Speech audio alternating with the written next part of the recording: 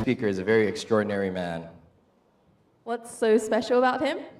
Well, it's Professor Chris Lowe, and over the 2 years of getting to know him, there's one really interesting fact that I learned. And that is? He doesn't eat lunch. I wonder if, because of that, he's achieved so much, that's the reason. So over the last 40 years, he hasn't really eaten lunch. That sounds like a crazy idea. Something that you're going to try yourself. Yeah, I think I'm going to try that. I don't think it would be a very good health promotion for everyone here.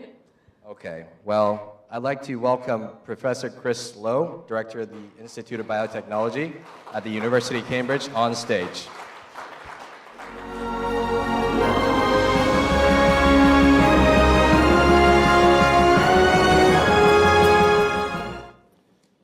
Thank you, Sean, for that useless piece of information, which I'm sure has pleased everyone in the audience.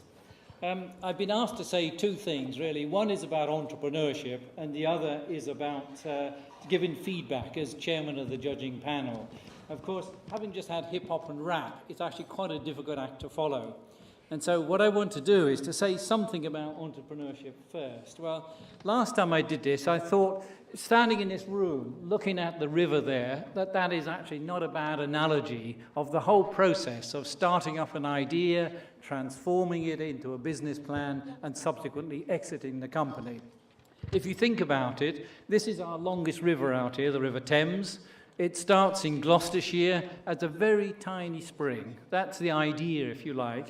And then it slowly transforms and meanders its way for 215 miles. You see, I'm going to give you some useless facts as well. 215 miles down into the North Sea.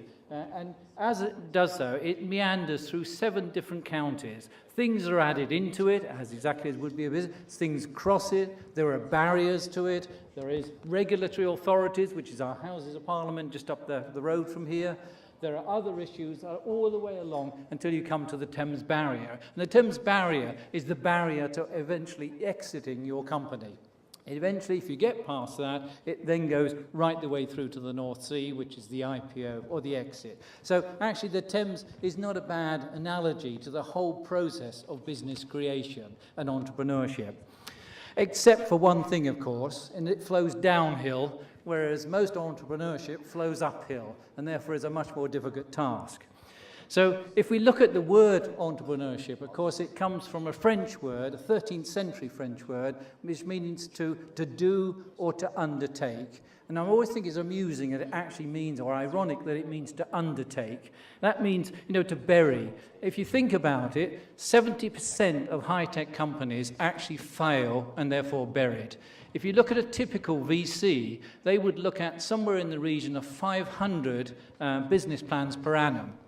They'd look at about 100 of those slightly more seriously and then narrow that very quickly down to 50. From 50, they would fund 10.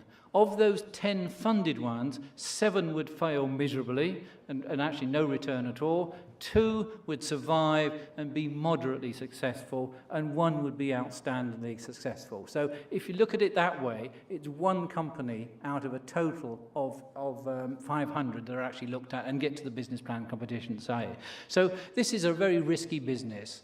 Now, going back to entrepreneurship, originally it's a 13th century word. It's been around for a long time. It wasn't until the 15th century that it actually became to mean a business venture. And then in 1730, there was an English economist that then decided to include the element of risk in it. So it became a risky business venture. And that was in 1730. And of course, we're now in 2012 with the same sort of philosophy. So if you look at the actual dictionary definition of an entrepreneur, it is a person who organizes, operates, and assumes the risk for a business venture. So in reality, the key to entrepreneurial and business success is very simple. It is the ability to satisfy the needs and wants of your customers better than anyone else in the world. And I think that's not a bad definition of what it actually is. The important thing is, though, that you can't teach entrepreneurship. We ourselves run a course in bio-entrepreneurship, but actually what we're trying to do there is give the students the inspiration and the tools of the trade in order to practice entrepreneurship. Entrepreneurship comes from the spirit, from the heart, from the individual. And what we're trying to do is encourage young people to engage in entrepreneurship. So really what we're trying to do is to convert our students into doers rather than dreamers. And that's the important thing. And it's actually a Hindu prince who said, quoted, "An idea that is developed and put into action is more important than an idea that exists only as an idea." In other words, it's the putting the idea into action that actually becomes the entrepreneurial act itself. An English author who was born in 1933 then remarked, "Good ideas are common. What's uncommon are people who will work hard enough to bring them about." And again, it's the emphasis on the action part of it. And again, French historian, born in 1901, said, "Often the difference between a successful person and a failure is not one who has better abilities or ideas, but one with the courage to bet on one's ideas, to take a calculated risk, and to act." And then just to quote another important Englishman, this is Michael Faraday. Michael Faraday worked not far from here, the other side of the river, in Albemarle Street in the Royal Institution. He was born in 1791 and subsequently died in 1867. And of course, he was a well-known physicist, famed for his ideas on electromagnetism. He said, "Innovation is the specific instrument of entrepreneurship, the act that endows resources with a new capacity to create wealth. And of entrepreneurs," he said, "the 5 essential entrepreneurial skills for success are concentration, discrimination, organization, innovation, and communication." And those 5 things were pointed out by Michael Faraday around about 1800 or thereabouts. And I don't think they've changed much since then, in fact. So that quote from Michael Faraday sort of leads me on to what we really wanted to say as a judging panel and what we found to the competition this year, and to some extent a comparison with last year's one as well. It's important that during the 10-minute slot that you actually have to present your ideas, that you're very clear as to what a number of features are, the so-called elevator pitch. And that is, first thing you need to say is, what is your product and service? And actually be very clear about what you're actually offering. What good or service or product or process are you offering? Secondly, who is your market? Who is that actually aimed at? Who is the customer at the end of the day? Thirdly, most importantly for most people investing in companies, is what is your revenue model? In other words, how are you going to make money out of this invention or this process or this company that you've established? The fourth thing is who is behind your company. That's the management. And it's often said in the VC industry, and I sit on the university's VC corporation effectively, and that is, who is behind your company? That's management, management, and management. They're the critical issues. The people component, probably the most important, because most VCs, most business plans do not go to plan at all. Despite the fact they're called business plans, they should really be business unplans, because in reality, they go in a totally different route than which you hope they would in the first. Good people recognize that, and they move quickly and adapt to it. Fifthly, who is the competition? There's always competition out there somewhere, so it's very critical to understand where's the competition coming from. And then finally, assuming there is competition out there, as there will be in almost every case, what is your competitive advantage? What is your unique selling point which gives you an advantage over the competition? So that's really the state of the play in terms of how you should present to a judging panel or to a venture capitalist or anyone else that's willing to invest in your organization. Now, earlier this year, we spent some time in the Shanghai area, in the semi-final range, and I have to say, speaking on behalf of all the judges and the participants, it was well organized. We had a wonderful time there, and actually, I would say it was a scientific, business, cultural, gastronomic, and dare I even say, alcoholic tour de force. We came back with hangovers, plus a lot of fond memories of China at that point. At that stage, we were looking at initially, I think it's 39 business plans in the various sectors. That's biotechnology and medicine, clean tech, e-commerce, general business, materials, and some others put in there. And we reduced that to 12 for the final round coming today. And then, of course, as a judging panel, we then looked very carefully at those 12. We had all your presentations today, and we then went through those particular issues. So if I just give you a little bit of feedback, which came from our judging meeting, and I'm afraid this is not in any particular order, as they say, because they're just as the comments were made and as I'll read them out. I think on the whole, the judging panel felt that the presentations this year were of high quality this year, particularly compared to last year. And we want to encourage everyone that submitted these plans, even those that may not win the prizes later on, to actually pursue their businesses and continue with it. We felt there were some real gems of ideas there that, with a bit of encouragement, could come to fruition. I think one comment by one judge, and I won't name him, may be very pleased to know, he said there was shock at progress. Now, he meant actually that in a positive sense, not in a negative sense. In other words, from the last semi-final stage of this end, we found there was a significant increase in the value of the company and actually the way it was presented to the judging panel. So therefore, there was significant evidence of progress. Now, I should say that was not totally universal. There were probably one or two companies that we found maybe had made even a retrograde step and gone backwards. But in general, it was actually evidence of progress from the semi-final to the final stage.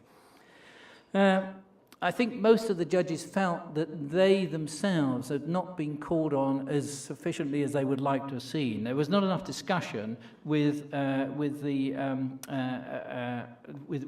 mentors, and they could have been used to much better effect than they were be. Maybe for next year, that's a pointer. Use the experienced judges on the judging panel to actually give you advice and to assist you in the whole process, right the way through the company, the business plan, the markets, the finance, right the way through to the presentation process as well. And I think we felt probably a little bit underused on that. But you have to give these judges warning because they're all busy people, including myself, and therefore we'd like a little bit of warning when you're coming to talk to us about these sort of things.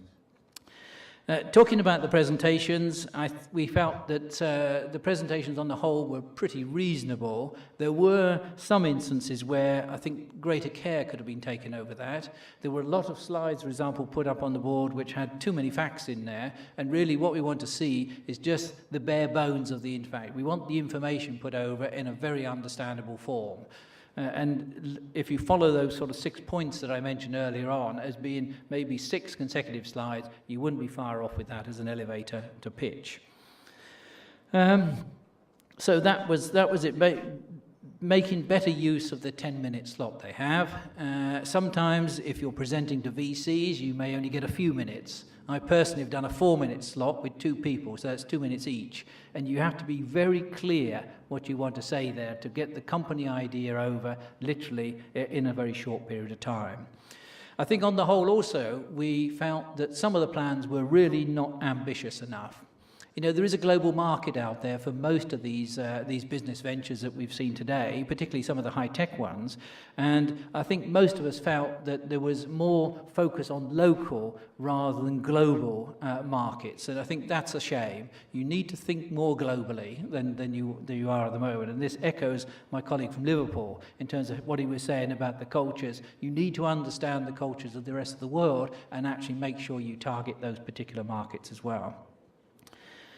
I think we also felt that certainly the trip that I took to China in July, that most of the participants took advantage of that visit to China to form linkages with Chinese organizations, both governmental, privately, and companies, and actually with the putative customers are going to buy their products as well. So there's quite a lot of potential in that thing, and as I think someone pointed out, one of the judges pointed out, this is one of the few business plan competitions that actually at the semi-final stage takes you to the host country. In this case, it's in China.